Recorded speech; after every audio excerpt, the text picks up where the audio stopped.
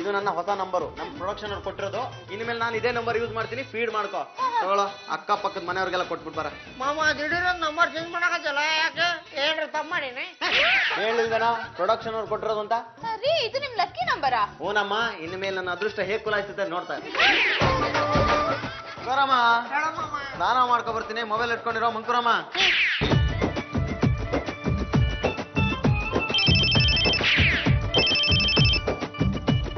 Hello ಯಾರ್ರಿ? ಪರಮ್ ಇದ್ದಾರಾ? ಒಂದ್ ನಿಮಿಷ ನೋಡ್ರಿ ಮಾಮ, ನಿನಗ್ ಫೋನ್ ಬಂದೈತಿ.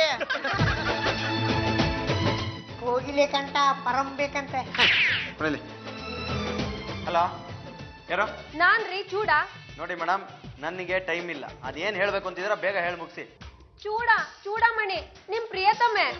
ರೇ, ನಿಮ್ ಜೊತೆ ಎಲ್ಲಿ ಆಕ್ಟ್ ಮಾಡಿದೀನಿ ಅಂತ ನೆನಪೇ ಬರ್ತಿಲ್ಲ ರೀ. ಸಾಕ್ ಸುಮ್ನೆ ರೀ, ಎಲ್ಲಾ ಕಡೆ ಸುತ್ತಿದಾಯ್ತು, ಪಾರ್ಕು, ಸಿನಿಮಾ, ಇನ್ನೊಂದು ಮತ್ತೊಂದು ಅಂತ. ಈಗ ನೋಡಿದ್ರೆ ಮತ್ತೆ ಕೈ ಕೊಡ್ತೀರಾ? ನನ್ಗೆ ನೀನ್ ಯಾರು ಅಂತ ಗೊತ್ತಾಗ್ತಿಲ್ಲ, ಮುಖ ಸರಿಯಾಗಿ ನೆನ್ಪು ಬರ್ತಾ ಇಲ್ಲ. ನಿಂಗ್ ನಾನು ಎಷ್ಟ್ ಸತಿ ಹೇಳಿ, ನಿಂಗ್ ಯಾಕೆ ನನ್ ಮೇಲೆ ನಿರಾಸಕ್ತಿ ಬರ್ತಿದೆ? ನಾನು ಏನ್ ತಪ್ಪು ಮಾಡ್ದೆ?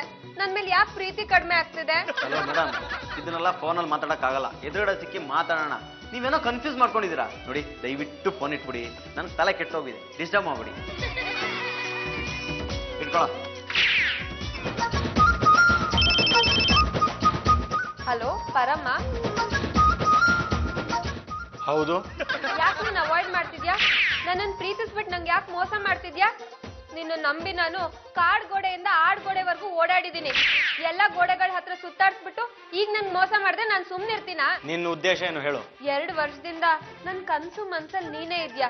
ನಾವ್ ಓಡಾಡದೆ ಇರೋ ಜಾಗನೇ ಇಲ್ಲ. ಮನೆಯವ್ರನ್ನ ಕೇಳ್ಬೇಕು, ಅವ್ರನ್ನ ಕೇಳ್ಬೇಕು, ಇವ್ರನ್ನ ಕೇಳ್ಬೇಕು ಅಂತ ಮದ್ವೆನ್ ಮುಂದ್ ಹಾಕ್ತಾನೆ ಬಂದೆ. ನಿನ್ ಬಿಟ್ಟು ನನ್ಗೆ ಒಂದ್ ಕ್ಷಣನೂ ಇರಕ್ ಆಗಲ್ಲ ಕಣೋ. ಪರಮೆಲ್ಲಿ ಅವ್ರ ಶೂಟಿಂಗಿಗೆ ಅಂತ ಬೆಳಗಾಂ ಹೋಗಿದ್ದಾರೆ, ಬರೋದಕ್ಕಿನ್ನೂ 3 ದಿನ ಆಗುತ್ತೆ.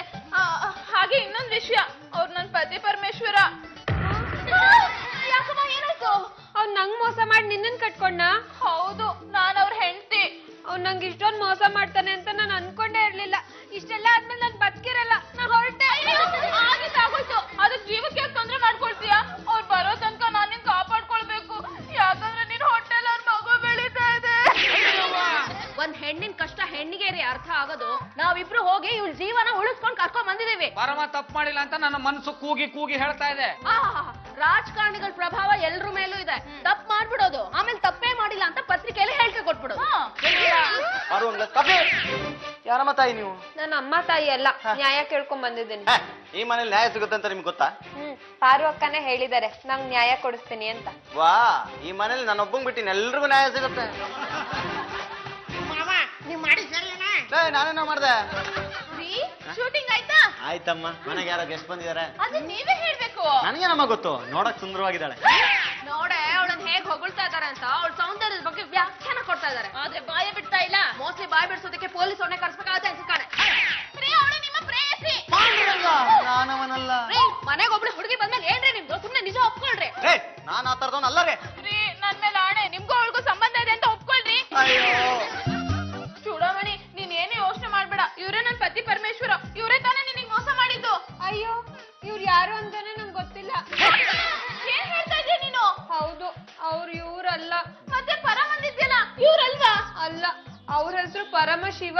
ಮತ್ತೆ ಫೋನ್ ಮಾಡ್ತಾ ಇದ್ದೆ, ಅದೇ ನಂಬರು. ಅಯ್ಯೋ, ಈ ಕಂಪ್ನಿಯವರೇ ಹೀಗಮ್ಮ, ಯಾರೋ ಯೂಸ್ ಮಾಡ್ಬಿಟ್ರೋ ನಂಬರ್ನ ನಮಗ್ ಕೊಡ್ತಾರೆ, ಅದೇ ನಂಬರ್ಗೆ ಇವ್ರು ಕಾಲ್ ಮಾಡಿರ್ತಾರೆ ಅಷ್ಟೇ. ಎಲ್ಲಿವರೆಗೂ ಬಂತ ಸಂಧಾನ ಪ್ರಕ್ರಿಯೆ?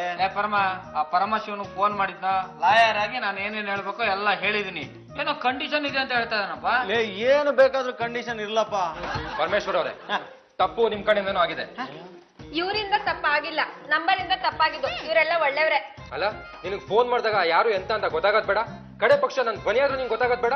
ನಾನ್ ದುಃಖದಲ್ಲಿದ್ದೆ, ಅದಕ್ಕೆ ನಂಗೆ ಗೊತ್ತಾಗ್ಲಿಲ್ಲ. ಈಗ ಏನ್ ಮಾಡೋದು? ನಮ್ಮನೆ ಅವ್ರನ್ನ ಎದುರಾಕೊಂಡು ನಿನ್ನ ಮದ್ವೆ ಆಗ್ಬೇಕಾಗಿದೆ. ನಿನಗೀಗ 3 ತಿಂಗಳು. ಅದಕ್ ಕಾರಣ ನೀನೇ ಅಲ್ವಾ?